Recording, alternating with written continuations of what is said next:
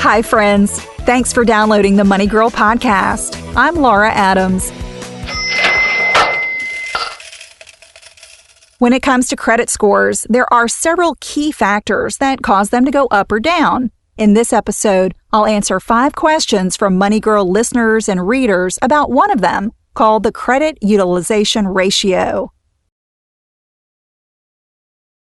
To build excellent credit, making payments on time is king because it makes up the largest percentage of your credit scores. But the next most powerful factor is credit utilization. So I guess that makes it the credit queen. Your credit utilization ratio is a simple formula that divides your outstanding balance on a revolving account, like a credit card or a line of credit, by your available credit limit on the account.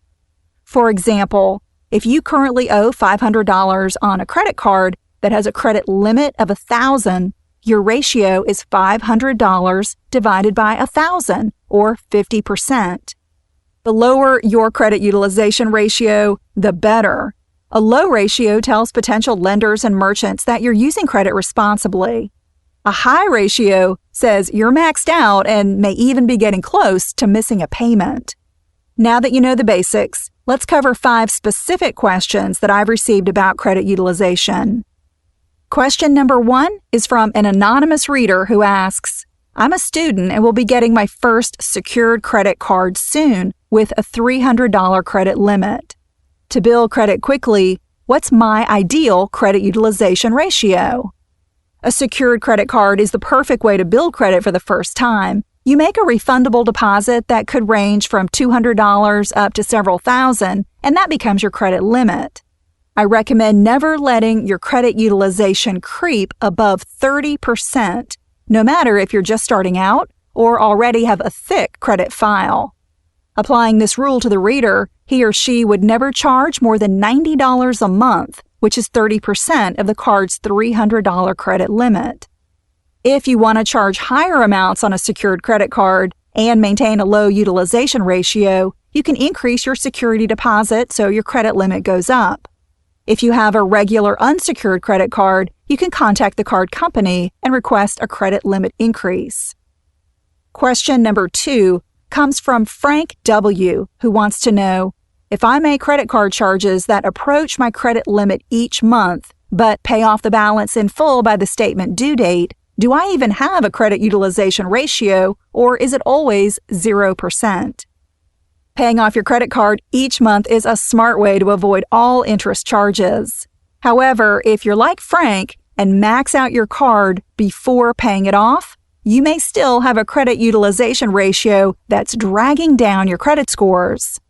Credit cards have a date that they report your payment information and account balance to the nationwide credit agencies each month. This date is typically not the same as your statement due date. If Frank's outstanding balance is high on the date his card company reports it, he'll have a high utilization ratio. A good solution for Frank would be to get a second credit card and spread out his charges on 2 accounts. If approved for a second credit card with a similar credit limit, he could cut his utilization ratio in half. Here's how that works. Let's say you charge $600 on a card with a $1,000 credit limit. That's a 60% utilization ratio, right?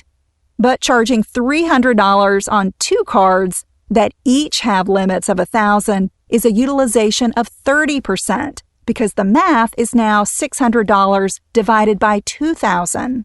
It's always better to have low balances on multiple credit cards than to have one card that you consistently max out. Question number 3 is from Saket, who says, I just paid off all my credit card debt. Going forward, I plan to use my cards only for purchases that I can pay off in full each month. When should I pay my credit card bill so the credit agencies only see my balance as 0 when I receive the bill or earlier in the month? Good job on paying off all your debt, Saket. To know exactly when your credit card reports outstanding balances to the credit agencies, you'll have to ask them. If they tell you, simply make a full payment before their reporting date. But if for some reason they can't or won't tell you a specific reporting date, here are some solutions to keep your credit utilization ratio as low as possible. Request a credit limit increase on your account. Spread out your charges among several cards each month, or make payments more frequently, like bi-monthly or weekly. For question number 4, Lisa wants to know, I have several credit cards with high balances. Is it better for my credit to pay a larger amount to just one of them each month, or to pay smaller amounts on several of them at the same time? Credit scoring models generally score each account's utilization ratio individually and then add them up for an overall ratio. But having a high balance on just one credit card is a sign that you may be a risk to a potential creditor or merchant, even if you haven't been late on any payments. As I previously mentioned, that means you're better off having multiple accounts with low balances. So Lisa should spread out her payments and make it a goal to get all of her credit cards below a 30% utilization ratio as quickly as possible. And question number 5 is from Dave, who says, I'm fed up with both of my credit cards because they're now charging an annual fee. Would canceling them really hurt my credit? To maintain a good credit history, you need to have at least one credit card. If the card offers rewards, like cashback or travel miles, it makes sense to keep it as long as the rewards are worth more than the fee. Canceling a credit card can dramatically increase your credit utilization ratio because your available credit on the account goes to zero, but you still have the same amount of total debt. That will cause your credit scores to drop right away and could ruin your ability to get new credit, like a mortgage or a car loan, in the near future. Lower credit scores can also have other negative side effects, like higher insurance premiums or getting passed over for a new apartment or job that checks credit. But depending on Dave's situation, if he's still determined to close his 2 credit cards, a smart strategy would be to do it gradually. He should get a replacement card first and then cancel one of his existing cards a few months later, then repeat the process. The bottom line, it's impossible to change anything in your credit file without it affecting your credit scores. Don't let a relatively small issue like an annual fee cause you to make a knee-jerk decision that could hurt your credit and finances in the long run. To learn much more about credit, download the Credit Score Survival Kit. It's a free multimedia resource I created as a gift for you, with a video tutorial and 3 smart strategies to build excellent credit scores that you can read or listen to.